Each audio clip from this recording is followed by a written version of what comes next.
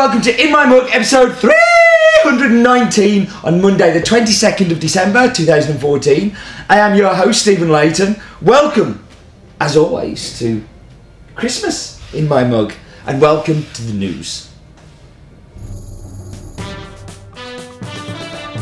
News. So, Christmas opening times. There is a link on your screen now of www.go.hasbeen.co.uk/post, P-O-S-T, for all of our Christmas shopping and opening times. We will be taking orders right up until the 23rd, so do not delay. If you want to get an order in, we will do our very best to get them out as soon as possible. Give them to the couriers, then it's up to them. We are making no promises because couriers are renowned for being terrible this time of year. To be fair, FedEx and Royal Mail have done a great job so far, but we are not in the full thick of it yet, so yeah, do get your orders in quickly. Golden tickets. Did you get one?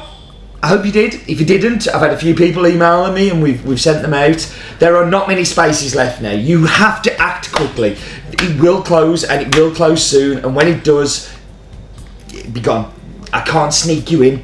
It is limited numbers because of the size of the lot. It's been such an amazing uptake for it. I'm really excited actually. It's going to be good fun. And yes, I'm sure you'll love it. And Bolivia is here. They will be. There are a couple of lots in there that will be specifically for the SSS golden ticket stuff. Maybe I shouldn't have said that actually. But yeah. They are here. They'll be going on the site very shortly. And that was the news. Now it's time to focus on, and this week we're going to be looking at how to build an espresso blend.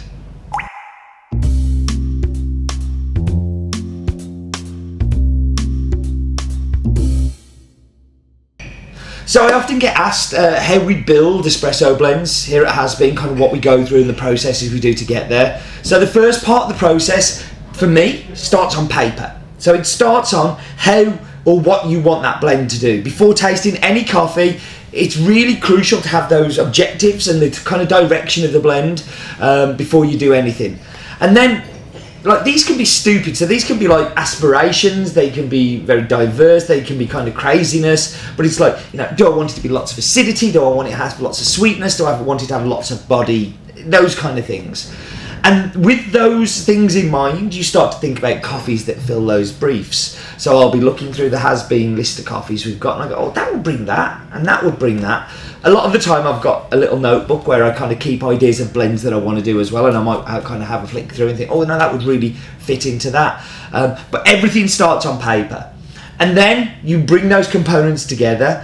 It's really important that you cook them individually, so you taste them individually, you pull shots of them individually, and then you start building them together. So you work out, you know, this is a really powerful coffee, this doesn't need quite so much, this is quite gentle and might need a lot more to stand out along these you know, really difficult ones. So you then blend them together, and then we start tasting them. So you taste them as espresso. Cupping them is pretty pointless at this point. You know, you've really got to be there at the espresso machine, pulling shots and going, yeah, how does this feel in mouthfeel? Is it viscous? Does it have a great texture? You know, you're kind of looking at things like, you know, how complex it is. Are you looking for that? You know, is it a car crash? Are there too many flavours kind of coming together? You know, too many flavours hitting each other. So there's a whole heap of things we look at. But then there's some of the basic rules that I follow. So I tend to use no more than 4 beans in the blend. It's very difficult, if you've got more than 4 beans in there, to get a consistent shot. And really a lot of the time I like 3. If I'm putting 4 in, it's for a really good reason. It's rarely just to, you know, kind of fill it out. Any more, it gets, you know, each time you cup it, you're going to be getting different amounts of beans in there, and it's just not going to be great. I did an article on this a little while back, and it was how to make an espresso blend. If you go to http://go.hasbeen.co.uk/esp-blend, so ESP-BLAEND, and that will take you through to that article. And that was Focus On.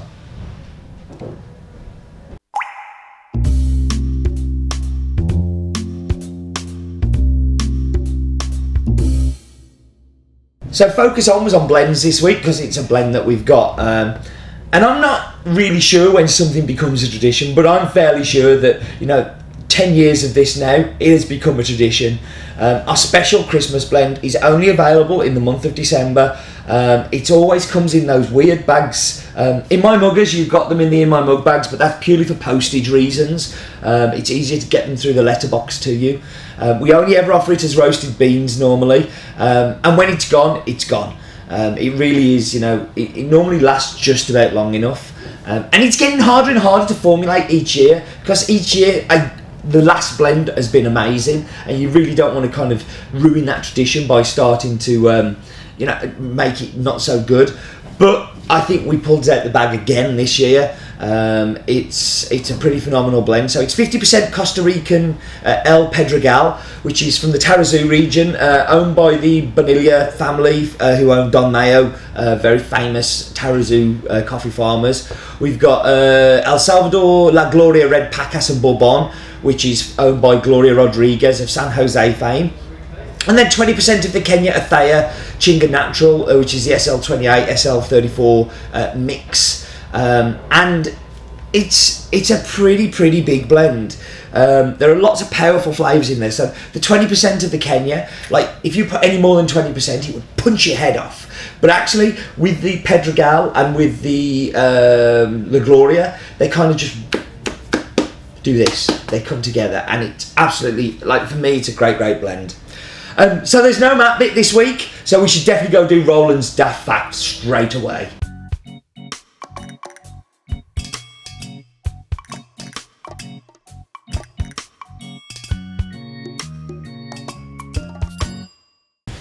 Hospitals last year reported 4 broken arms in cracker pulling incidents. 3 people die every year from testing 9-volt batteries with their tongue. 5 people were injured in accidents involving out-of-control Scalextric cars. 8 people cracked their skull in 1997 after falling asleep while throwing up into the toilet. And 18 people had serious burns in 1998 trying on new jumpers whilst having a cigarette in their mouth. Silly billies.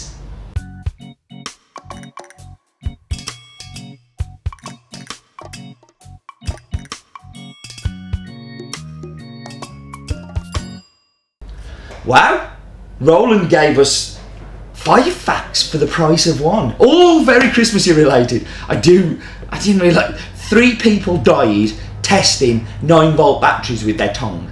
That's amazing. That's absolutely amazing. Anyway, I'm going to wipe you on pause. I'm going to go and get Techno to bring me tasty, delicious espresso-based drinks. I'll be back with you in just a moment.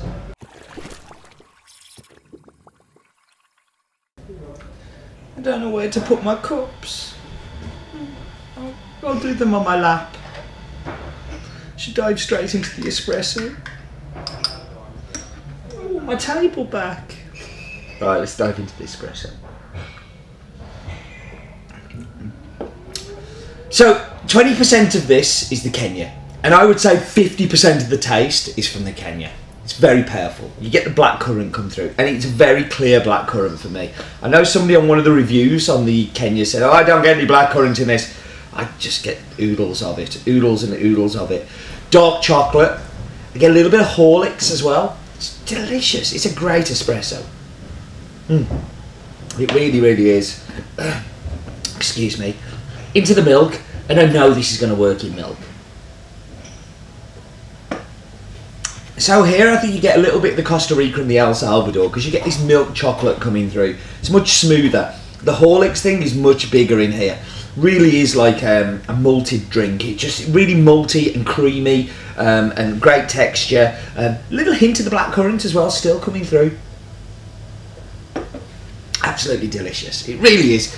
I am so pleased with this blend. That cappuccino's really nice, actually. I might go back to that. So, every year we have a Christmas card, and now it's time for this year's. I'm not going to come back after this, so do remember, life is definitely too short for bad coffee, and meet the team.